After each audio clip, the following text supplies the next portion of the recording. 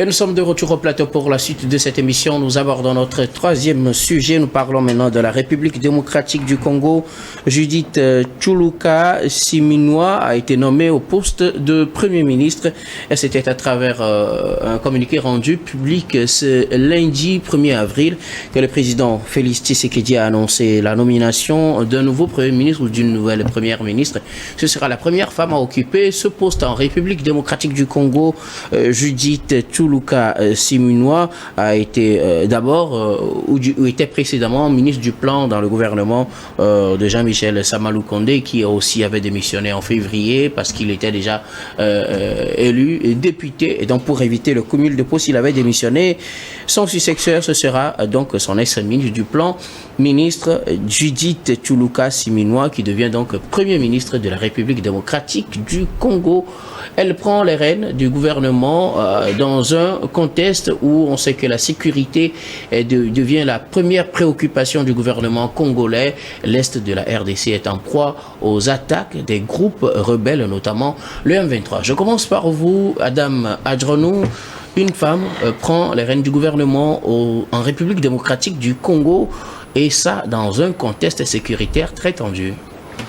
Oui, je pense que cette nomination vient à rajouter, en tout cas, aux actifs que l'Afrique, pris dans sa globalité, ne cesse de pouvoir donc inspirer. On a même inspiré certains pays occidentaux qui n'avaient pas, en tout cas, cette culture de pouvoir régenter les femmes jusqu'au sommet de l'État. C'est l'une des rares. Je pense que sur la forme, toutes les femmes africaines, sinon du monde, doivent se sentir enthousiasmées. Puis cette nomination intervient dans un mois qui leur était donc dédié, notamment le mois de mars.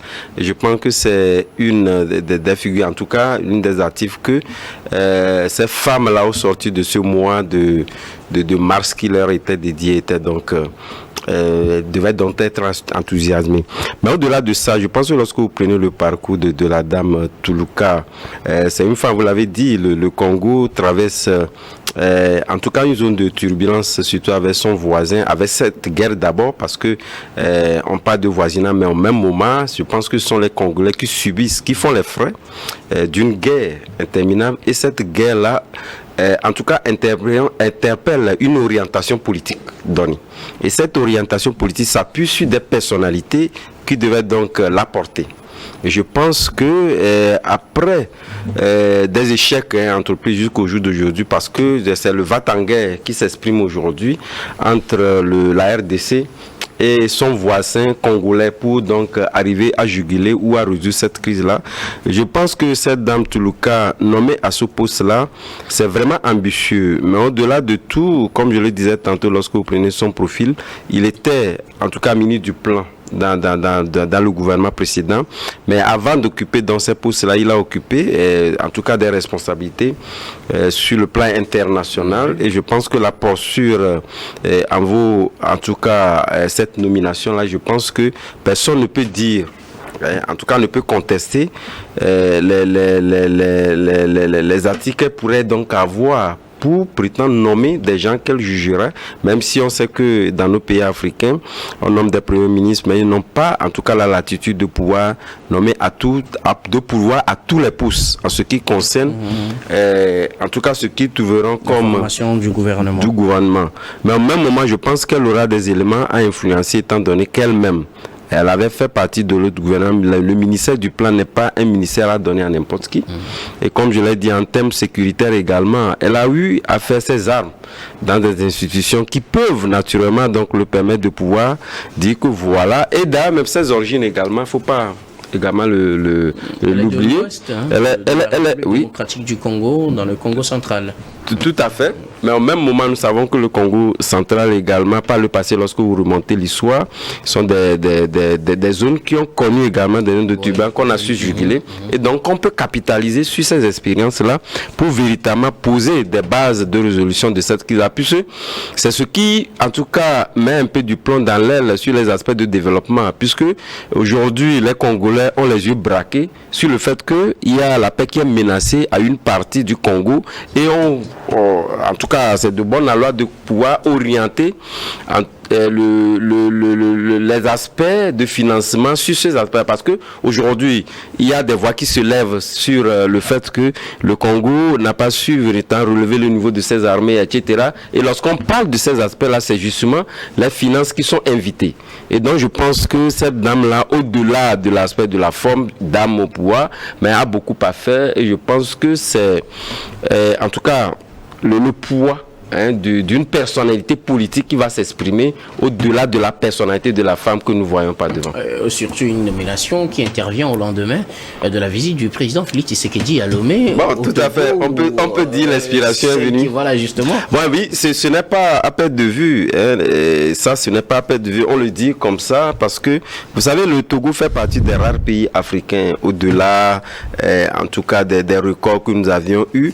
Mais nous avons vu véritablement une dame première ministre qui a su véritablement impacter en termes de l'orientation politique jusqu'au jour d'aujourd'hui. Je sais qu'il y a des évaluations, vous me critiquerez cette, mais de toutes les façons, nous savons véritablement que jusqu'alors, elle tient le bon bout et elle peut s'inspirer. En tout cas, Tshisekedi peut s'inspirer en posant la question à son homologue togolais qu'il a invité. Et, en tout cas, puisqu'on sait que quand on invite un président qui est en conflit avec notre président à Lomé, Lomé étant le pays qui est surnommé aujourd'hui la Suède de l'Afrique, puisqu'on sait que la Suède est un pays pacifique. Et donc, on parlait de la question sécuritaire, mais je pense que la question liée, en tout cas au poids de la femme pour diriger un gouvernement, pourrait également se poser dans les entrevues, pourra donc faire en sorte qu'on puisse nommer cette femme pour régenter les rênes d'un gouvernement qui est en proie à des questions sécuritaires. Merci beaucoup à vous, Adam. Alors, Louis Kamako, une femme vient d'occuper le poste de Premier ministre. Nous sommes là en République démocratique du Congo. Elle a promis de s'engager aux côtés du président Félix Tshisekedi pour la mise en œuvre de son discours, bien de son programme dévoilé lors de son investiture. Dans ce programme, l'essentiel est tourné vers les questions sécuritaires. On sait que l'Est de la République démocratique du Congo est en proie à des attaques des groupes rebelles. Il y en a plein, mais surtout le groupe dont on parle ces derniers temps, c'est le M23. Non, c'est la confirmation d'un engagement parce que la dame dont vous parlez célébrait le 24 mars dernier son entrée, un an, jour pour jour, où elle est entrée au gouvernement en tant que ministre du Plan. Je crois que la dame l'a dit tout à l'heure. Et depuis longtemps, après la présidentielle dernière, je pense que beaucoup d'analystes politiques ou bien économiques, en fait, congolais, voyaient déjà cette dame-là la primature. Ça veut dire que son nom a commencé par fuiter depuis longtemps. Et donc, ce n'est qu'une confirmation, en fait, de ce que les Congolais disaient depuis longtemps. Quand vous voyez même le pédigré de la dame, tout porte à croire qu'aujourd'hui, elle est la femme providentielle, elle est la femme de la situation. Je crois que vous l'avez dit que elle est titulaire, elle est titulaire en fait d'une maîtrise en économie appliquée. Elle a déjà fait le PNUD, elle a fait la banque, elle a avant d'être devenue ministre du budget et après elle est atterrie en fait à la présidence en tant que coordinatrice adjointe du conseil de veille stratégique. C'est quelqu'une qui a, quand vous le voyez, qui a une idée claire, qui est bien structurée dans tout ce qu'elle fait. Et je crois que, on l'a dit, elle vient du PNUD, elle a travaillé, elle a dirigé en fait l'unité de sécurité et de paix au sein du PNUD. Donc, elle connaît bien en fait les problèmes de sécurité. Elle sait en fait, elle a une analyse claire et limpide sur la situation sociopolitique de la République démocratique du Congo. Donc c'est un choix, c'est un choix mûri, c'est un choix bien mûri par le président Félix Antoine Tshisekedi, qui justement pour la première fois a nommé une dame à la primature depuis 60 ans. C'est la première fois dans l'histoire en fait de la RD Congo. Et je crois que quelqu'un l'a dit, nous sommes arrivés à une époque où tous les dirigeants ont compris qu'il faut donner justement le pouvoir aux femmes, la phallocratie. Et surtout quand vous parlez d'une dame comme Toulouka, elle a déjà fait ses preuves un peu partout. Et donc ce n'est qu'une confirmation, c'est peut-être un chemin tracé pour cette dame-là. Et surtout qu'on sait qu'aujourd'hui le problème épineux en fait en RD Congo, c'est le M23 qui gêne la tranquillité du pays tout le temps. Donc pour quelqu'un qui a déjà travaillé au sein d'une structure qui gère la sécurité et l'unité, je pense que il saura justement quoi faire pour que en fait la RDC, enfin la République démocratique du Congo en fait retrouve sa noblesse. Donc qu'à cela ne tient, je pense que c'est une bonne pioche pour le président Félix Tshisekedi qui veut justement donner le pouvoir à cette dame-là pour pouvoir peut-être arriver, parce qu'aujourd'hui, je parlais tout à l'heure des problèmes de 23, la solution idéale aujourd'hui, c'est d'arriver justement à discuter avec les Rwandais. Et donc, je pense que sous son règne, ce sera peut-être le point plus prépondérant en fait de son cahier des charges.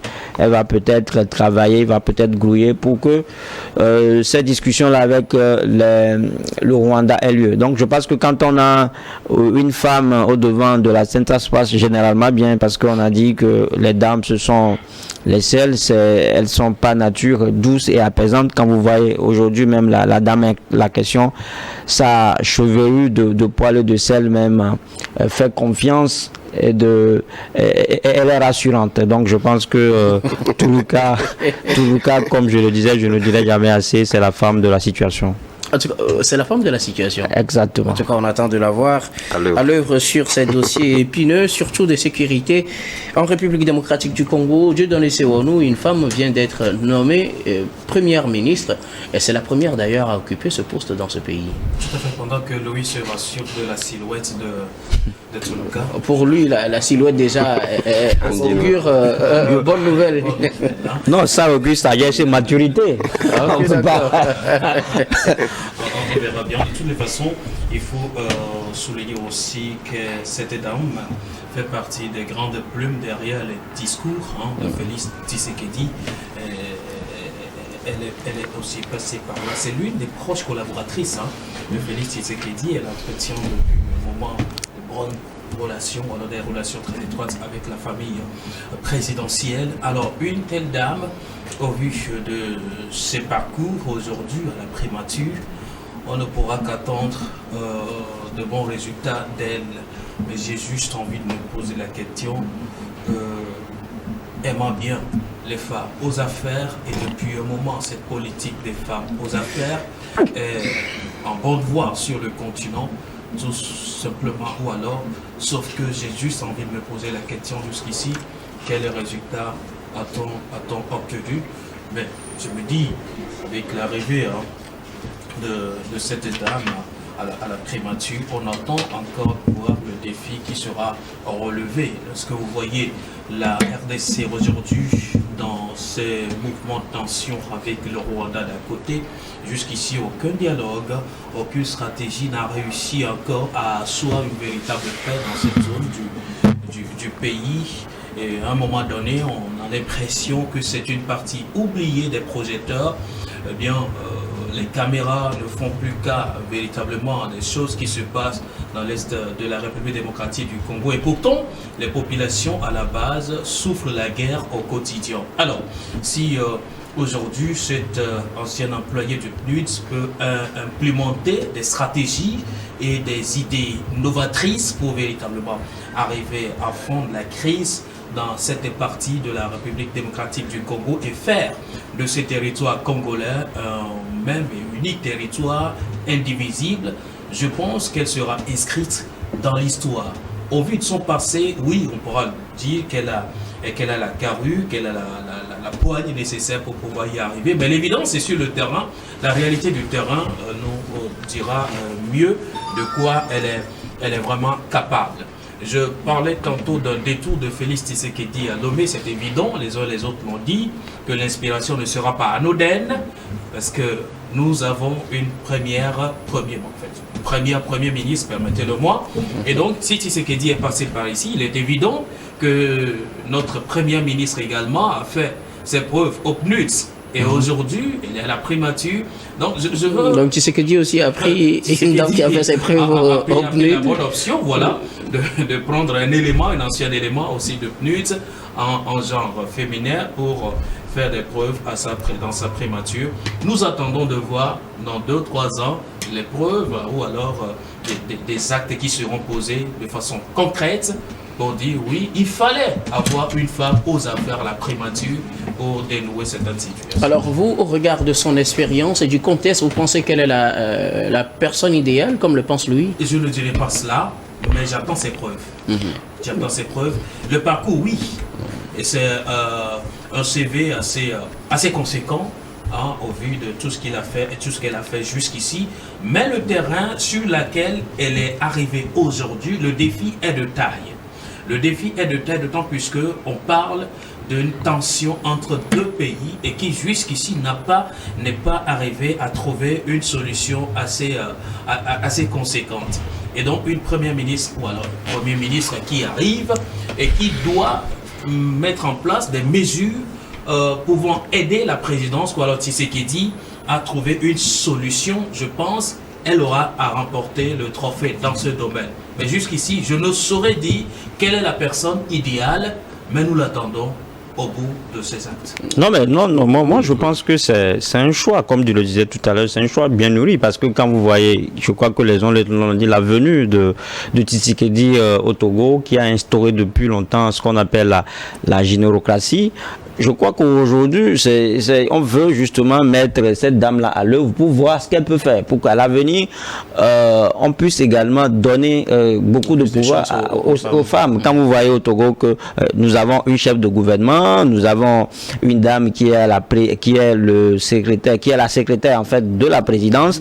On a plus de environ 13 en fait femmes qui sont ministres. Présidente de l'Assemblée nationale. Voilà, donc ça veut dire que ce n'est pas un choix du hasard, c'est une autre façon aujourd'hui pour Tshisekedi en fait de gouverner, c'est-à-dire de miser son pouvoir sur les femmes. Moi, mon inquiétude, le contexte congolais n'est pas le même qu'au Togo. Le Congo fait face à une situation sécuritaire critique.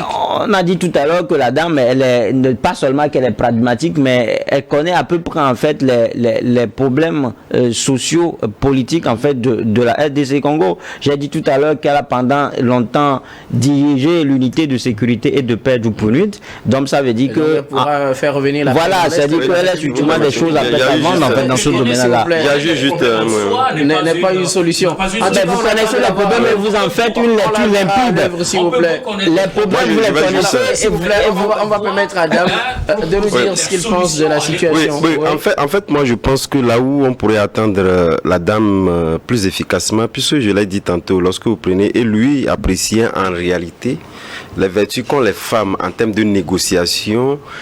Et cette négociation jusqu'au jour d'aujourd'hui, vous prenez tous les hommes qui sont passés à ces postes-là pour pouvoir arriver, ça manquait réellement. Voilà. Donc je pense qu'une dame, voilà, naturellement, elle peut influencer parce que le tempérament, la tempérance, etc., peut permettre à ce qu'on puisse véritablement trouver d'autres éléments d'approche qui puissent permettre à ces pays-là de s'entendre. Justement. Surtout qu'un dialogue est annoncé pour très prochainement entre la République démocratique du Congo et le Rwanda sur la situation dans l'est de la RDC. Nous allons marquer une nouvelle pause puis on revient tout à l'heure pour la dernière partie de cette émission.